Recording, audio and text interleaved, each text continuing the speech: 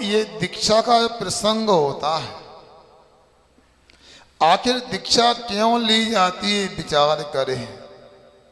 आपको आकुलता तो नहीं? मुझे लग रहा था कि शायद ज़्यादा समय हो गया, अभी तो 4:10 हुए हैं। कई लोगों को लंबा जाना था, बीच में विदा लेके चले गए। मगर काम पूरा करें तो मज़ा आता है। अब मुझे कार्यक्रम भी पता नहीं कितने लंबे, कितने कार्यक्रम हैं। हमको 1-2 मंगलाचरण होंगे, हो जाएगा। चलो अच्छा है वो भी। और चर्चा हो रही है कि आखिर दीक्षा ली क्यों जाती है। क्या आवश्यक है घर का त्याग करने का? क्या जरूरी है कि बालों का उत्पाटन किया जाए, केशलंज किए जाए? क्या जरूरी है एक आसन करने की? और ऐसा भी नहीं होता कि जबरदस्ती पकड़ के बाल निकाल दिए जाए। सरल नहीं होता है। यहाँ पर 3 महीने से ज़्यादा हो गए। बहुत सारे लोग बाहर से आए, उन्होंने प्रतिमाएं ली। हमको लगा स्थान तो ठीक है, मगर ग्राहक बाहरी तो आते, लोकल के नहीं मिलते। आज ऐसा योग बना कि 2 लोगों के भाव पक्के बन गए और उन्होंने 2-2 प्रतिमा के लिए साहस कर लिया। और ये भी कम बात नहीं होती है।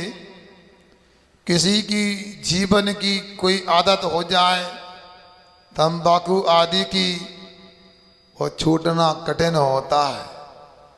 हर व्यक्ति को अपने स्तर पर जो भी नियम लेते हैं कठिन ही लगते।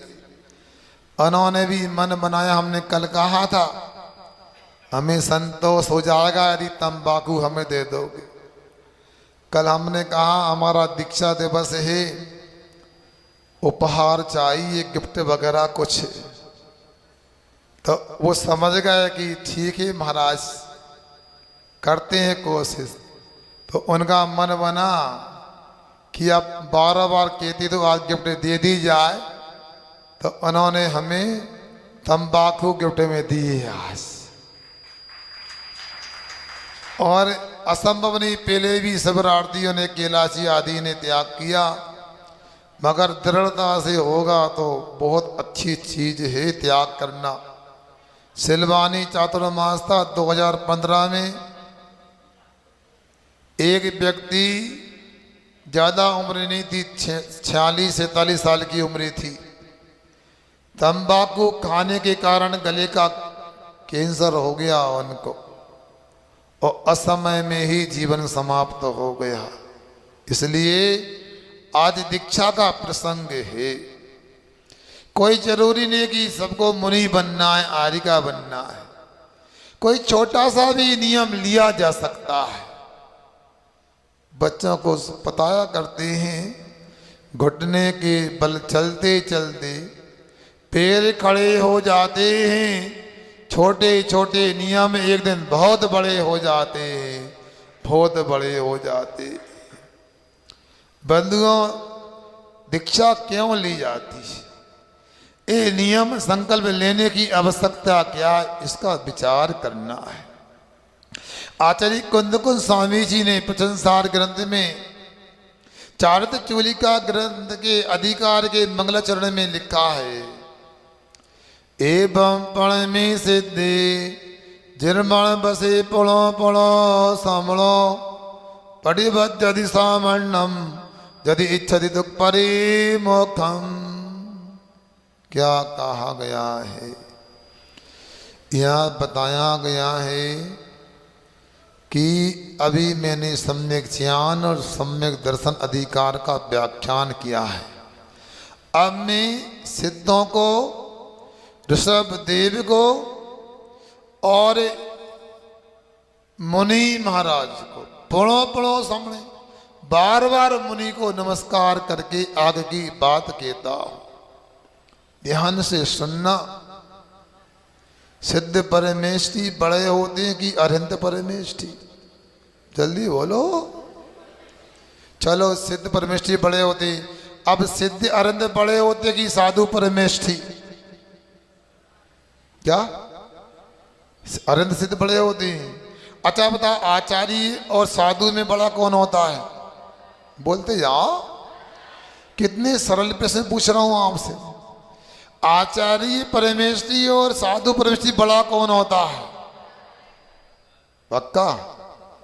कौन कौन को नमस्कार करेगा? सीधी बात है, बड़ों को सब नमस्कार करते हैं। आचार्य परमेष्ठी को नमस्कार साधु परमेष्ठी करेंगे, उपाध्याय परमेष्ठी करेंगे। यहाँ कुंद कुंद स्वामी नमस्कार कर रहे हैं। पुणो पुणो संबड़ो पढ़ी, बार बार में साधु परमेष्ठी को नमस्कार करता। क्या कारण है? इतने महान कलिकाल सर्वज्ञ आचार्य साधु को नमस्कार कर रहे हैं। पद ऐसा ही है। आचार्य बनना आवश्यक नहीं है भगवान बनने के लिए, उपाध्याय बनना भी आवश्यक नहीं। यदि भगवान बनने को कोई आवश्यक है, साधु बनना आवश्यक है। तो साधु बनना आवश्यक है, भगवान बनना आवश्यक है। भगवान क्यों बनते हैं? क्योंकि भगवान सुखी होते हैं, दुख से दूर होते हैं। तो यही बात यहाँ कही जा रही है। जब साधु बन करके सीधे साधवे गुणस्थान को स्पर्श करते हैं, उस समय दीक्षा देने वाले आचार्य महाराज भी उनकी वंदना करते हैं, प्रति वंदना करते हैं। शुद्धोपयोगी मुनि महाराज जो होते हैं, उनको कहो अंतर मूर्ति में केवल ज्ञान हो जाए, मोक्ष हो जाए। और आचार्य परमेष्ठी को कहा उस पर्याय में भी मोक्ष ना हो, क्योंकि आचार्य उपाध्याय परमेष्ठी का काम करते हैं तो धर्म ध्यान होता है, सब विकल्प अवस्था होती है। जब मुनि महाराज ध्यान में होते शुद्धोपयोग में, वह निर्विकल्प अवस्था होती है। ऐसी निर्विकल्प अवस्था में शुद्धोपयोग में रहने वाले मुनि राज को कुंद कुंद स्वामी नमस्कार कर रहे हैं। क्यों? यदि इच्छति दुख परिमोक्तम, तो यदि दुख से छुटकारा चाहता है, दुख से मुक्ति चाहता है, सामान्यम परिपज्यतु, सामान्य को अंगीकार कर ले, मुनि दशा को प्राप्त कर ले। देखो, यहाँ जबरदस्ती नहीं की जा रही। यहाँ ऐसा कौन है कि राजू भैया को बुलाए, बाल पटा के कपड़ा निकाल दे, बगल में बिठा ले। ये विधि नहीं, ये तो उपदेश दिया जा रहा है। अच्छे कोई डॉक्टर होते हैं ना, वो ना ग्राहक को बुलाते हैं ना बात करते हैं। वो रोगी जो है ग्राहक के कह सकते हैं उसको, वो आएगा, अपॉइंटमेंट लेगा, समय लेगा, चेंबर में 12वें वेटिंग रूम में बैठेगा, कई महीनों के बाद भी नंबर आते हैं।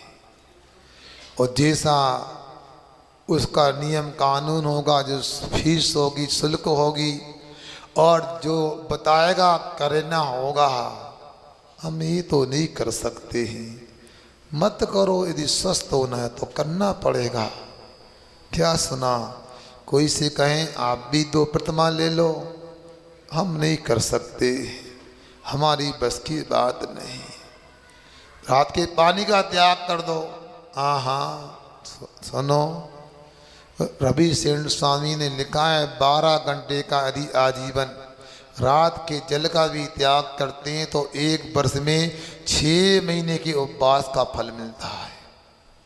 नहीं है इतनी सामर्थ्य, 8 घंटे का भी त्याग करते हैं तो 1 वर्ष में 4 महीने के उपवास का फल मिलता है। इतनी भी सामर्थ्य नहीं, 6 घंटे का भी त्याग करेंगे, 1 वर्ष में 3 महीने का उपवास का फल मिल जाएगा। और इतना तो सहन में भी समय निकाल देते हैं, कर सकते हैं। नहीं मानेंगे आप लोग।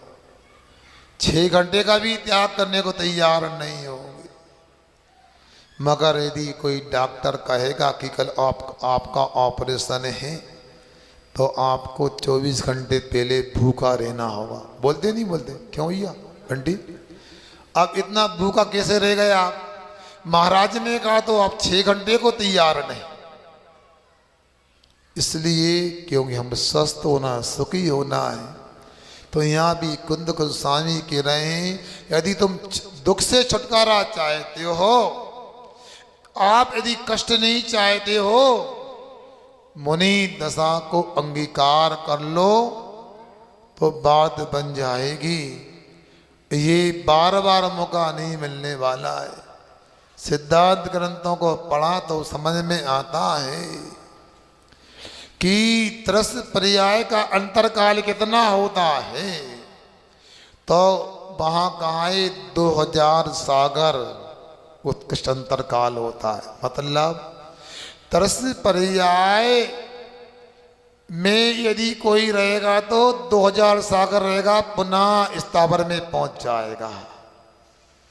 ये दुर्लभ तरस पर्याय हो सकता है आपकी हमारी आखिरी पर्याय हो। यदि आत्म कल्याण नहीं कर पाए, देश संयम भी नहीं ले पाए, तो पता नहीं स्थावर पर्याय में तो संयम होता ही नहीं। और संयम की बात ही अलग होती है। संयम धारण करके केवल ज्ञान मोक्ष मिले नहीं मिले, स्वर्ग तो मिल ही जाता है। किसी ने कहा है संयमी का स्वर्ग में भी सम्मान होता है, संयमी जीव सबको वरदान होता है। अरे संयम की महिमा कहां तक बताए बंधुओं? संयम से तो आदमी भगवान होता है। संयम के बिना भी स्वर्ग मिल सकता है। मिथ्या दृष्टि को भी देवायु का आश्रय बंद हो जाता है, नहीं देश संयमी भी स्वर्ग जाता है। महाव्रती सकल संयमी को भी स्वर्ग मिलता है, मगर बड़ा अंतर है। जैसे मान लो एक राष्ट्रपति है, एक नाली साफ करने वाला व्यक्ति है, दोनों में अंतर है क्या? नहीं, दोनों मनुष्य हैं। यही कुंद कुंद आचार्य महाराज कहते हैं अष्टपाद ग्रंथ में, अज वितरण सद्दा अपा जाय विलय दत्तम लोयंती देवतम तत्चुअन बाणम जंती। आज भी 3 रत्नों से शुद्ध रत्नात्रय का पालन करने वाले मुनि महाराज होते, जो यही धारणा बनाए कि आज मुनि ही नहीं होते। अरे भाई, यदि आपने 10 साधु को देखा है, मैं स्वीकार करता हूं 10 शीतलाचारी हैं, मान लो द्रव्यलिंगी भी हैं आपकी दृष्टि में, मगर 11वां साधु भी तो हो सकता है। आत्मा का ध्यान करके सोदर में आदि इंद्र पद को प्राप्त करते हैं, लोकांतिक पद को प्राप्त करते हैं, और वहां से च्युत होकर आयु पूरी करके जहां वज्र वृषभ नर संग्रहण मिल सकता है, जहां चतुर्थ काल का वातावरण है, ऐसे जगह उत्पन्न होकर के निर्वाण को प्राप्त करते हैं। आज भी संयम का मूल है। सोचो, विचार करो, हम लोग यदि साधु बन सकते, सर्वोत्तम हैं, नहीं बन सकते, तो आगम के अनुकूल साधु हैं, तो उनकी बैया व्रत में कभी चूकना नहीं चाहिए। उनकी बैया व्रत, उनकी सेवा यदि कर ली, ये भी बड़ा काम हो जाएगा। जब हम कुंडलपुर से नवाचारी महाराज की आज्ञा से आए, तो ऐसा लग तो रहा था कुछ नए नए स्थान पर भेजा जाएगा। उधर तो हम रह करके आए, और फिर लगा गीरतगंज भेजा पिछली बार। हम कहीं फिर संकेत मंगाए तो उनके पहुंच जाएंगे बेगमगंज, सिलवानी वगैरह कहीं पर। उन्होंने कहा सीहोर जाना है। हम कहा सीहोर? हाँ, सीहोर जाना है।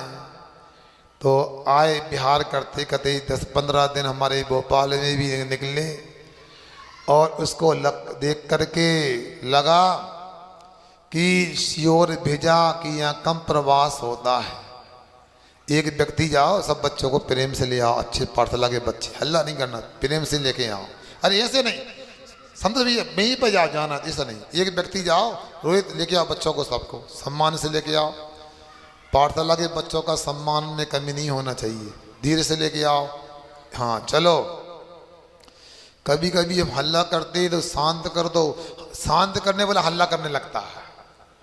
हाँ इसलिए तो अब सियोर आना हुआ, शीतकाल करना था और सियोर के बाद में भैया रोहित, हमने उनको बोला था बुलाने का, मेरा बोल दो, बुला रहा है महाराज, बच्चों को बोलो। अरे ये भी अच्छा है, कोई काम का बोला कोई करता है। सुनो, अब सियोरे में भी हमारा कुछ दिन का प्रवास हुआ, हाट पीपला के लिए बिहार हुआ। वहाँ से देवरणी का पंच कल्याण का प्रसंग था, बोध चल रहा था और खाते गाँव पहुँचे। पंडित जी की समाधि के कर अचानक फोन आया, 5:45 बजे इंदौर जाना है। उल्टा गेयर लगाया, 8 दिन का रास्ता 4 दिन में, 4 दिन की आहार 2 दिन में, 2 अंतरा है और गर्मी में पहुँचे, समाधि हुई। ऐसी गर्मी की लग रहा था कि बाहर लघु शंका भी कैसे जाएंगे, मगर उन्होंने कहा आचार्य महाराज ने कि नहीं, संकेत तो देवरणी के लिए है, बिहार करना है। वहाँ के हमने उदयनगर के भगवान के चरण स्पर्श किए, मूल नायक के और पीछे देखा तो ठंडा वातावरण हो गया। हमने कहा भगवान के चरणों में देर हो सकती, अंधेर नहीं। ऐसा वातावरण बना, ऐसे मान लो सावन की झरी में बिहार कर रहे हैं और हम देवरणी भी पहुँच गए। और वहाँ लग रहा था समय कम है, पंच कल्याण के बाद बिल्कुल 15-20 दिन का स्थापना करना है। विनय भैया आए कि आपको चातुर्मास करने जाना है और आपको अकेले ही जाना है। कहाँ? सुजालपुर जाना है। अब सोचो, कल लगे हमसे कहा कि आपको सुजालपुर जाना है। हमने कहा आस्था का आ रहा है व्हाट्सएप पे, तो क्लब व्हाट्सएप पे नहीं, हमने अपने बड़े साहब से पूछा है सुजालपुर जाना है। क्यों, क्या काम है? देखो आस्था तो चतुर्मास पिछली बार हुआ था, मुनिश्री मल्ली सागर जी का समाचार था कि देखो मंदिर निर्माण हो रहा है, एक मंदिर बन भी गया है तो अच्छा रहेगा। हमने कहा हमें कोई विकल्प नहीं। पिछली बार भी नया आचार्य महाराज ने कहा गिरतगंज जाना है तो पूछते प्रशस्ता का कोई विकल्प तो नहीं, हमें कोई विकल्प नहीं, जो उनकी आज्ञा शर्मा थे। इस बार भी आसपास के लोग लगे रहे, इटारसी होशंगाबाद तरफ के लोग। हमने कहा हमको क्या होने को, तो वहाँ से बरेली भी पास था, गिरगंज बरेली सिलवानी भी पास था, बहुत दूर नहीं था। मगर उतनी दूरी में वहाँ तो नहीं, इस तरफ आना हो गया। सुजालपुर का नया नाम सुना था, मतलब कभी आना नहीं हुआ था, डर लग रहा था सुजालपुर में। आप लोगों से नहीं है कि यहाँ प्रतिष्ठापन समिति का पालन होगा कि नहीं होगा, देखा नहीं था, मगर आकर के अपनी बुद्धि से छानबीन की तो ऐसा लगा यहाँ तो 4 महीना नहीं 8 महीना भी प्रवास हो सकता है। घबराना नहीं, हम 8 महीना रुकने की नहीं बोल रहे हैं, वो हो सकता है, संभावना सत्य है। और यहाँ के लोगों ने स्वाध्याय का भी लाभ लिया है। अभी पूरी तारीफ नहीं करेंगे क्योंकि अभी और दिन बाकी हैं, मगर फिर भी प्रातः काल, मध्याह्न काल, संध्या काल में जितना बनता है यहाँ के लोग लाभ लेते हैं। आहारदान आदि में भी उत्साह रहता है, जंगल में योगा में भी लोग आ जाते हैं। योगाचारी नहीं हूँ मैं, बक्की भैया तुम कहो, मैं तो अपना योगा करता हूँ, इनके साथ में अच्छे से मन लग जाता है, मगर उसका भी लाभ लेते हैं। रात में भैया व्रत में भी दस्तक देते हैं। अच्छी बात तो यह है यहाँ पर बच्चों की पाठशाला तो पहले सी, मगर महिला पाठशाला पुरुष पाठशाला की अपेक्षा थी, वो भी अपने तरीके से क्या चलने लगी है। एक कांगे अबद के साथ बैठे हैं। अच्छा, ये संतोष जी ने तो हमको उपहार दे दिया, बहुत लोगों की गिफ्ट बाकी है, लेके आए कि नहीं आप लोग हैं? बोलो तो सुजालपुर वालों, क्या भैया गिफ्ट वगैरह लेके आए कि नहीं कुछ? नरेंद्र भैया क्या कह रहा है? रमेश सन जी, अरे कुछ दीक्षा दिवस में लेके आए हमको कुछ? अरे बोले ही नहीं रहे, दोगे क्या नहीं? क्यों पीयूष देने को तैयार हो गया? अब बोल नहीं रहे भैया, कुछ तो बोलो। सतीश क्या बोलो? अरे कल ले आना, आज नहीं लाओ तो बता दो, हैं? बोलो ना, मुंह से बोलो, हैं? क्यों भैया प्रदीप भैया, हैं? क्या हम तो ऐसी गिफ्ट चाहते हो जीवन के साथ भी और जीवन के बाद भी हो। LIC वाले भैया इसलिए बोल रहे हैं हम। ये हमारी माता बहने बेटी है, कुछ लेके नहीं आई आप लोग? बोलो, आवाज नहीं आ रही। गिफ्ट नहीं दोगे महाराज को? इतनी कंजूसी बताओ बे, बहने 10 दिन नहीं तो उनको गिफ्ट दे दी, हमको कुछ नहीं है? क्या है बताओ? बोलो देने तैयार हैं? कितने लोग देने तैयार हैं? हाथ ऊंचा करो। क्या होगा इतने कंजूस? अरे बाहर के लोग क्या तमाशा देखेंगे? अरे भैया बोलो क्या लेंगे महाराज? आपकी गुंजाइश की अनुसार ही मांगेंगे जो मांगेंगे। बोलो देने को तैयार है। इधर आ जाओ संतोष भैया, अभी नहीं, अभी आपने त्याग किया, गिफ्ट तो आपने भी नहीं दी हमें। क्या हम कितनी कुछ नहीं चाहते हैं? आप इतना करो, अपने 24 घंटे में 1 घंटा नहीं, आधा घंटा नहीं, हमारी दीक्षा के उपलक्ष्य में 15 मिनट का जनवाणी को समय दे दो। ताली बजाने से नहीं, हाथ ऊंचे करने से काम होगा। मैं दिख रहा कौन कौन हाथ ऊंचे नहीं कर रहे, बता? पीछे वाले हैं। 15 मिनट के लिए बहुत अच्छा। हमारे पीछे देखो नरेंद्र भैया ने भी हाथ ऊंचा किया, मनोज भैया, बंटी भैया ने। चलो अवध किशोर जी बड़ी निष्ठा से पाठशाला पढ़ाते हैं। आपको सभी पुरुषों को 8:30 बजे पहुंचना है और महिलाओं को बच्चों की पाठशाला का समय 7:15 बजे का। आप लोगों को ध्यान रखना है। आपने यदि 15 मिनट का समय दे दिया तो पक्का मानना इस लोक में भी अच्छा है और परलोक में भी अच्छा ही होने वाला है। बिना जनवाणी के ना संयम का मूल समझ में आता है, ना धर्म का मूल समझ में आता है। आप तो उन लोगों में हो जो आप निकट भविष्य में विशाल मंदिर की प्रतिष्ठा कराने के लिए प्रयास कर रहे हो। आपने सुनो, माइक से नहीं बोलना चाहता हूँ, आपने खो में, पेटियों में नहीं, खो में दान किया है आपने। अब दान तो कर दिया, धन का, समय का दान करो। जनवाणी पढ़ोगे तो अभिषेक का, पूजन का मूल्य भी समझ में आएगा। मैं ज़्यादा अपना समय नहीं देना चाहता हूँ कि आपको जाना है, मुझे भी आगे अपने काम करना है। इतना ही कहूँगा। यहाँ और दूर दूर से लोग भी आए और सबको लौटने की भावना तो है। सुजालपुर वालों की गंदी आदत बता दें आपको, विजय भैया बता दें, कोई से कहियो ना। ये कभी कहते हैं हमसे हम कोई की विदाई ना करें। क्यों महाराज? इतने अच्छे लोग यहाँ पर आते, विदाई करने वाले नहीं आते। इनकी विदाई नहीं करते, सम्मान तो करने का प्रयास करते हैं। इसलिए कमेटी वालों से पूछ के जाना, यदि विदाई कर दी हो तो चले जाना, और नहीं तो कोई बात नहीं।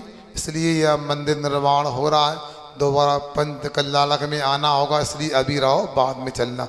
हमारे साथ चलना कोई दिक्कत नहीं। आपसे इतना ही है, यहाँ आप लोग आए हैं, यहाँ के लोगों को वैसा सानिध्य नहीं मिलता जैसा भोपाल के उस पार मिलता है। भोपाल में मिलता है, इंदौर में मिलता है, फिर भी बहुत ही उत्साह से, लगन से हमारी आहार की, निहार की, बिहार की चर्या में भीला प्रसन्न लग रहते हैं। उन लोगों का सम्मान बाहर वाले करें। नहीं समझ में आए? जो यहाँ के लोग हमारे आहार, बिहार, निहार में लगे हैं, बाहर वाले उनका सम्मान करके यहाँ जरा। बहुत अच्छा। मैं भगवान से प्रार्थना करता हूँ, शरद पूर्णिमा का दिन है, वैसे मैंने कल शायद कहा था, यह योग की बात है कि कुंवर शुक्ला चतुर्दशी को क्षुल्लक दीक्षा हुई और पूर्णिमा को मुनि दीक्षा हुई। ये बचपन से सुना करते थे कि शरद पूर्णिमा की रोशनी में अमृत बरसता है, सुनते रहते थे। मगर 1997 में जब शरद पूर्णिमा आई, उसमें भी देखो सिद्धवरकूट में दीक्षा का योग बना, टल गया। इसके बाद में गर्मी में बना, निमावर में टल गया। फिर नेमिनाथ भगवान के तप कल्याण में आया, टल गया। मगर शरद पूर्णिमा का दिन ऐसा आया कि आचार्य महाराज की आखिरी कृपा बरस गई,